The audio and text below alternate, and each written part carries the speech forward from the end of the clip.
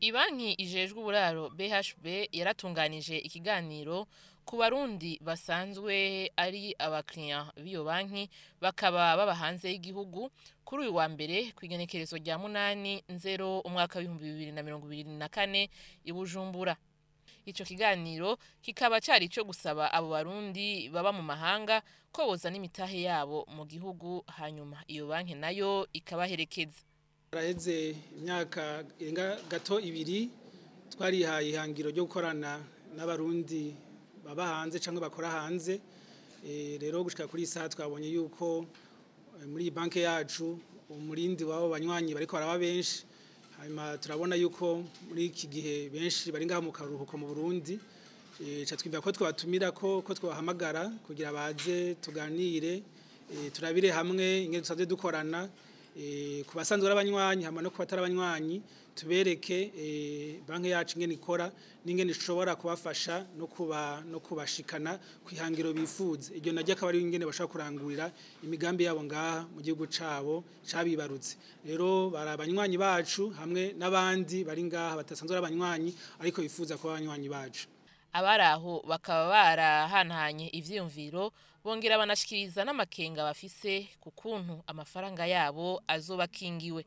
Umuyobozi ajejwe ubudandaji akaba yarabahumurije ati: kugira banki ibeho ifise amaso abantu benshi bayiraba. Turafise ego abajeje kudukurikirana muri bikorwa byacu vya misi yose ariyo banki nkuru y'igihugu.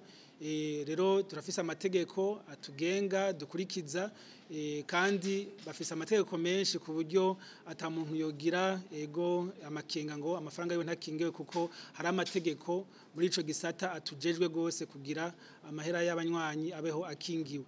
Rero nta mpungenge nimwe yoba yuko ari amafaranga barungitse avuye hanze muri buryo twamye tubasigurira mu buryo bwa Swift, ari amafaranga baza bonyine kwishira ko ngaha mu Marundi cyangwa amafaranga mva makungu.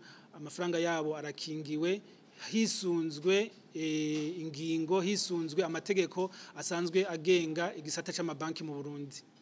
Bakaba baranashikirije ikibazo kijanye n'imyaka 7 batanga ko ideni ko ari imyaka mike ko boraba bakayongereza.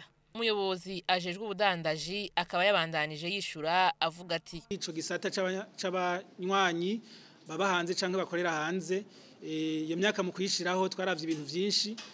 Twaravye uburyo basanzwe baronka amoyenne, turabati mbega uburyo bwabo bungana gute, turaraba kuko kugira urabe ushireho ingurane urabati umuntu amikoro yiwangana gute, ukarabati mbega ku kwezi ashobora kuriha amafaranga angana gute, hisunzwe n'ubundi kuko ndababwira n'amategeko ajejwe araba ingene umuntu ashobora kuriha amafaranga bitamuvunye.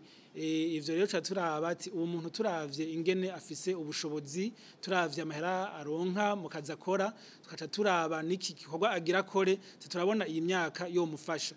Iyo myaka 7 mu kwishiraho ntabwo ari imyaka mike ugeranije n'abandi abarundi baza kuronka amakredi ngaha, kuko kandi bivana nkuko nababwiye bivana n'imigambo umuntu agira arangure.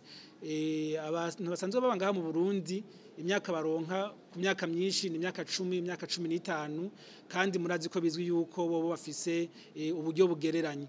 Ariko tuvuga ati aba bantu basanzwe barangura ibikorwa hanze ati mu gihe bafise amikoro bitwa ko yisunuriye buke buke, ni vyiza yuko batariha ku kiringo kinini ya cane, kuko nivyo tubasigurira ubwo ikiringo kiba kinini ya cane niko n'inyungu ziza kuba nyinshi cane. Ariko kandi ni kibazo kandi twafashe nkama sobandanya tucige turabe yuko ati mbega birakeneye ko twadugiriza gatoya cyangwa tube turagumije ngaha, ariko twagireje turabiyasigurira nitwabona ko bikenewe so badugiriza ikiringo nta ngorane.